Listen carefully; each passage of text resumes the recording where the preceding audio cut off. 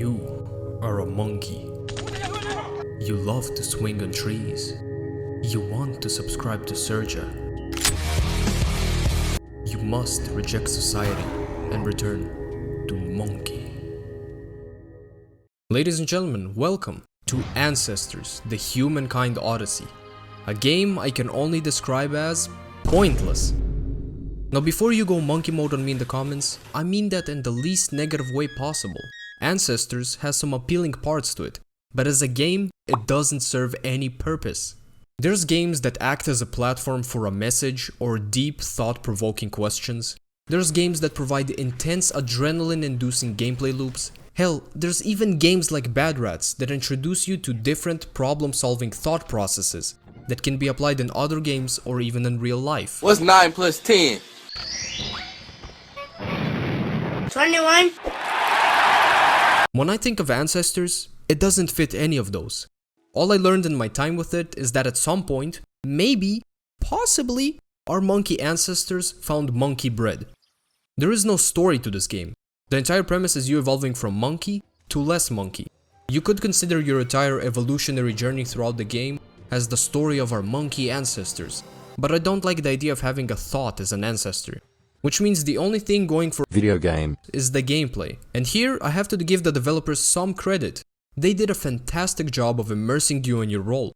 You play as a monkey and you feel like an actual monkey because you have no idea what anything is or what's going on. The devs don't really bother to explain much, so it's up to you to absorb knowledge by doing menial tasks.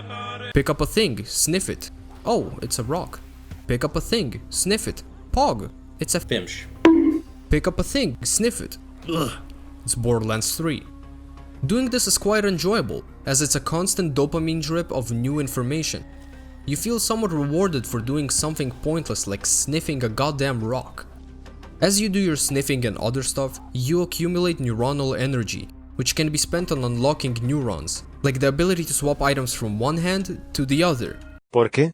So you can climb and swing perfectly fine using both your hands in tandem, but can't move a rock from one hand to the other until you get an ability? This seemed super bizarre to me at first, but then I remembered the teammates I get in Black Ops Cold War and realized there's people out there who don't have any neurons unlocked, and stopped questioning the logic of this game, because frankly, logic is not what this game is about. This game is about exploration and repetition. The exploration part is easily the most compelling aspect of the game. The world on display is truly gorgeous. There's something breathtaking about seeing the different points of interest present in the game.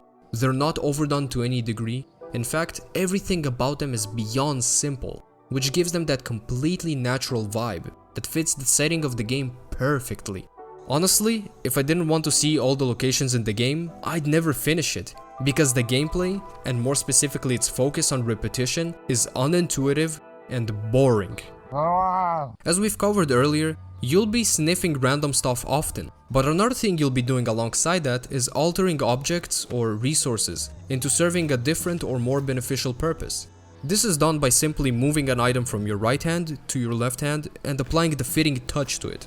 At first, when you discover a new tool, you get an overwhelming feeling of potential, as now you have a tool that, far as you know, has endless possibilities. The world is your oyster, and you're French. And when you discover what the tool can do, there's a genuine sense of accomplishment, because you're slowly mastering your surroundings. However, fairly early in the game, all of it loses its charm because you'll be doing it over and over again every few minutes to progress in the game. It's like playing a shitty Ubisoft game but with monkeys. Take the branch for example. You'll have to find one, then grab it, switch hands, alter it, switch hands again. Voila! Now you have a stick to protect yourself in case a predator tries to attack you. Now let's say you successfully defend yourself against one. Do you know what you need to do now? That's right, do it all over again, because your stick is now stuck inside the predator. Sure, this process gets faster the more you do it, because you unlock neuronal upgrades related to it, but that doesn't change the fact that this is Gay.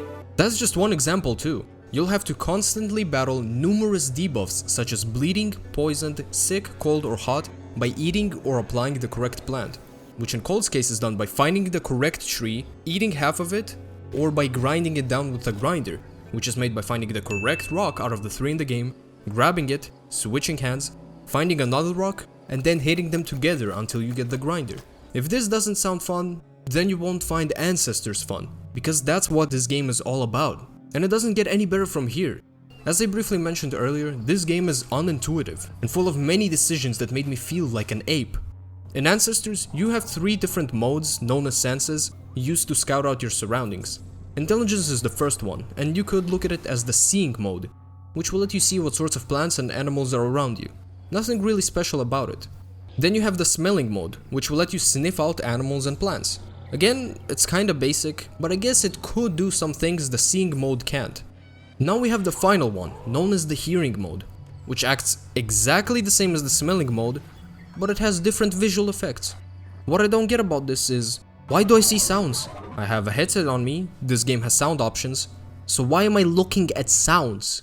My brain is literally rejecting humanity and returning to Monke from some of the decisions made with this game. But let's cool down with the negatives and return to more specific gameplay talk. In this game, you're not the only monkey. You have a clan that mimics your actions when they're in your vicinity. If you start eating a plant, they'll stop whatever they're doing and start eating with you. So you'd assume that if you walk around with them and intimidate a predator, they'd follow suit, making sure the threat is scared, right? Left. Bro, that shit was weak as a. Apparently you play as the smartest monkey in the clan, because they're not capable of mimicking intimidation until you unlock a specific neuron. Let that sink in for a moment. Monkey can't intimidate. Monkey can mimic you. But Monkey can't mimic intimidation. It genuinely feels like logical assumptions were turned into neurons to create a sense of progression. One that is extremely hollow if you put as much as an ounce of thought into it. Back to the clan though. If you form a bond with a member of the opposite sex, you can do the Spieli Wheelie and make babies, which is important as they have a chance of carrying exclusive neurons. The process behind it is yet another example of the repetitive nature of this game. Go to Monkey, hold the bonding button, repeat until bond is formed, build bed, get on bed, call your mate, hold Spieli Wheelie button, hold the give birth button. Now repeat that process until you have 6 babies if you want to maximize your exclusive neurons and general neuron gain. Do you have to do this? No, not really. If you remember, the goal of this game is evolving from monkey to less monkey. And this is not done by unlocking all or most of the neurons in the game. No, that would make too much sense. Evolution in this game is done by completing feats, such as discover X amount of locations, or use this tool X amount of times. Which means you can potentially evolve from an ape to a caveman without actually evolving in any aspect other than visual. And don't tell me evolution is not set in stone, because I know damn well the sequel will begin with you already having some inherent neurons, meaning you yourself will be setting the stone for evolution in this game's universe. Now before I conclude my thoughts on this game, I'd love to mention 2 things. Firstly, we have the excessive usage of wait and release mechanics present in the game. Anything that isn't moving or eating will require you waiting for a visual and audio cue. Bonding? Wait for the cue. Crafting a tool? Wait for the cue. Trying to attack or dodge a predator? Wait for the cue. Not subscribed to Serjuh yet? Here's your cue. Lastly, we have the conquer zones. When you're exploring in this game, you'll often come across unfamiliar areas that induce anxiety in your monkey. Everything will turn dark and you'll have these spooky silhouettes pop up. When this is happening, you have to quickly discover as many things as you can through your senses modes, and then find the conquer zone, which is telegraphed by a white orb, after which your monkey is fine with this area. This is a pretty interesting feature at first, but much like everything else in the game, it's overused to the point of annoyance. And if you somehow manage to fail getting to the conquer zone before your dopamine runs out, your monkey will go into a panic and you lose control of it. This could have been a much better feature if you needed to apply a different approach to different areas. Imagine if instead of doing the same shit over and over again, you'd have to throw shit at trees for one area, like a real monkey, or climb up the tallest tree and go for others.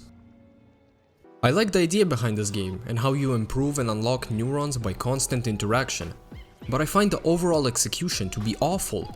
If you started the game as a vegetable monkey and slowly developed the ability to climb and communicate, then this game's entire neuron system would feel much more natural and enjoyable. Despite the mostly negative coverage, I think this game is kinda fun. It doesn't require utmost attention to play through. which is perfect if you want to dedicate most of your focus on a stream or videos. There are many shortcomings both from design choices and their execution in game, but I still have to applaud the developers for creating something unlike any other game I've played before. It's a decent game if you want to mindlessly pass your time.